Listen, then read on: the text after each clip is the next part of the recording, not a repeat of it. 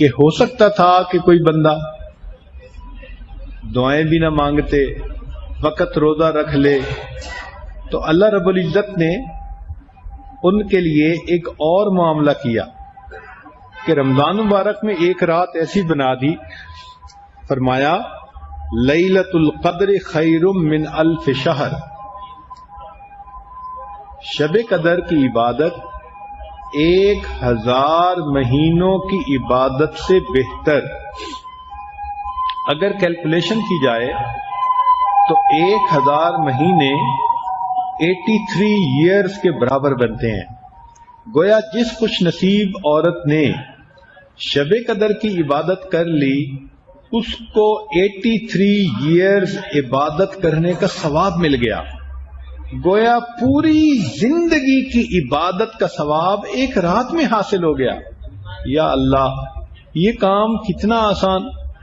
مگر پھر بندہ سوچتا ہے کہ سال کے 365 دن اور 365 راتیں، تو ہم تو اتنا نہیں جاگ سکتے کہ شب قدر کو تلاش کریں۔ تو نبی علیہ السلام نے بتلا دیا کہ شب قدر رمضان المبارک کی راتوں میں ہوتی ہے۔ گویا 365 سے کام سمیٹ کر 30 راتوں میں کر دیا گیا۔ پھر بندہ سوچتا ہے جی 30 راتیں تو جاگنا بڑا مشکل، تو نبی علیہ السلام نے بتلا دیا کہ دیکھو بھائی، رمضان کی آخری عشرے میں وہ رات ہوتی ہے، گویا 10 راتوں میں کام سمیٹ دیا گیا۔ پھر ذہن سوچتا ہے کہ ہم تو بہت کمزور ہیں، 10 راتیں جاگنا بھی مشکل، تو نبی علیہ السلام نے اور گیس لگا دیا، فرمایا کہ آخری عشرے کی طاق راتوں میں تلاش کرو۔ گویا 21، 23، 25، 27 اور 29، یہ کل 5 راتیں ہوئیں۔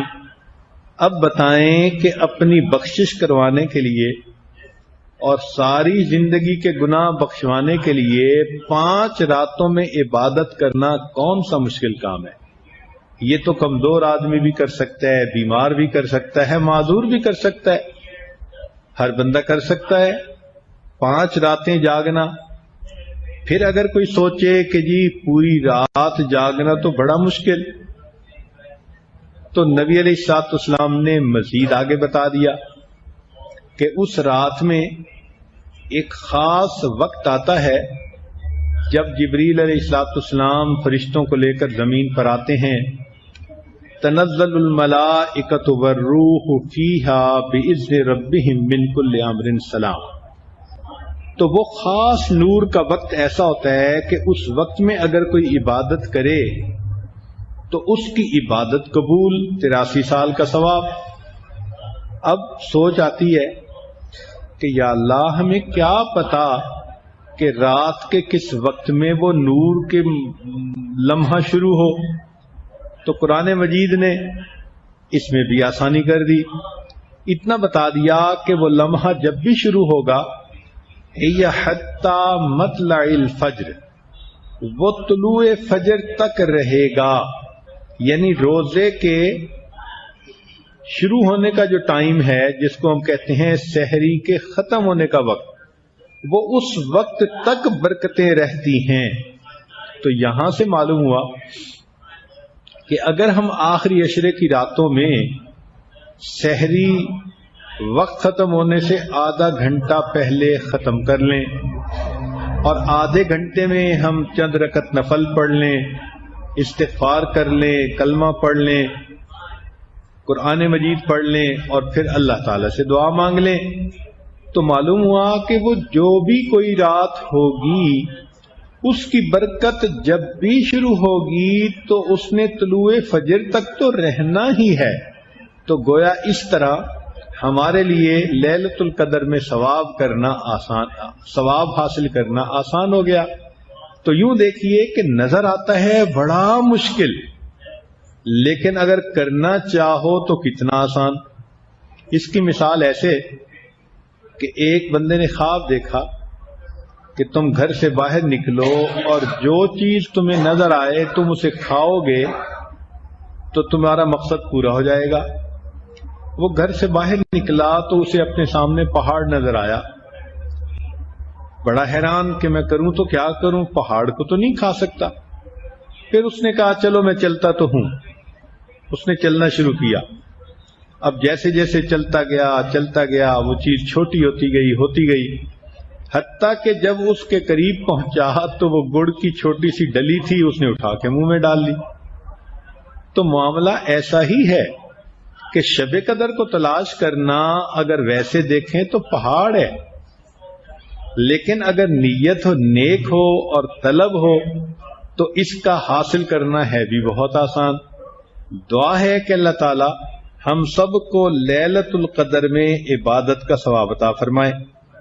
لیکن ایک چیز یاد رکھیں کہ لیلۃ القدر میں اور گناہوں کی تو بخشش ہو جاتی ہے، چند گناہوں کی بخشش نہیں ہوتی۔ ان میں ایک شراب پینے والا، دوسرا ماں باپ کی نافرمانی کرنے والا، تیسرا دل کے اندر کینہ رکھنے والا۔ اب یہ جو کینہ رکھنے والا گناہ ہے یہ بہت عام ہے۔ کینے کا مطلب یہ ہوتا ہے کہ دل میں دشمنی، بیر، حسد کسی کے بارے میں رکھنا۔ مردوں میں بھی یہ چیز بہت ہوتی ہے اور عورتوں میں اس سے بھی زیادہ ہوتی ہے۔ ساس ہوگی تو بہو کے بارے میں، بہو ہوگی تو ساس کے بارے میں، اور اسی طرح بھائی بھائی کے دل میں کینہ، بہن بہن کے دل میں۔ آج کل شیطان نے کچھ معاملات ایسے ہمارے الجھا دیے کہ جتنے قریبی رشتے ہیں ان میں اتنی پیچیدگیاں پیدا کر دی۔ تو دلوں کے اندر یہ جو کھوٹ آ گیا، اس کی وجہ سے انسان کی پھر بخشش نہیں ہوتی۔